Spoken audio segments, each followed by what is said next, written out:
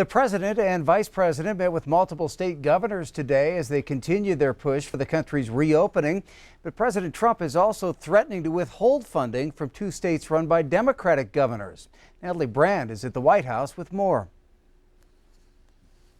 It's been an honor to work with both of you. Thank you very much. During a White House meeting with the governors of Arkansas and Kansas, President Trump said he'll stop taking the controversial drug hydroxychloroquine to prevent COVID-19 soon. I think the regimen finishes in a day or two. Yeah, I think it's 2 days. The president and his task force also touted U.S. testing numbers as all states take steps towards reopening this week. Our testing is so far advanced that we're close to 14 million in testing. We have a ways to go, but we can see light at the end of the tunnel. Vice President Mike Pence traveled to Florida, where he delivered personal protective equipment to a nursing home and met with the state's Governor Ron DeSantis. The meetings with governors come as the Centers for Disease Control and Prevention has now published 60 pages of detailed guidance for reopening. That's something that lawmakers and local leaders had called for after reports the initial document was shelved by the White House. Those guidelines specifically target schools, restaurants and bars, child care programs, workplaces, youth programs and camps, and mass transit.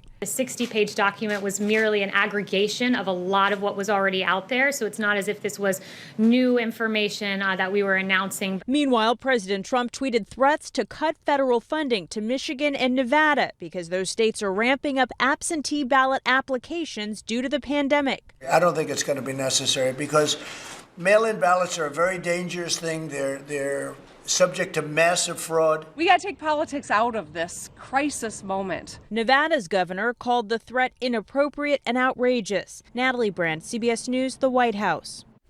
Studies have found that absentee voting rarely leads to voter fraud. Research also shows that voting by mail does not help any one party in particular.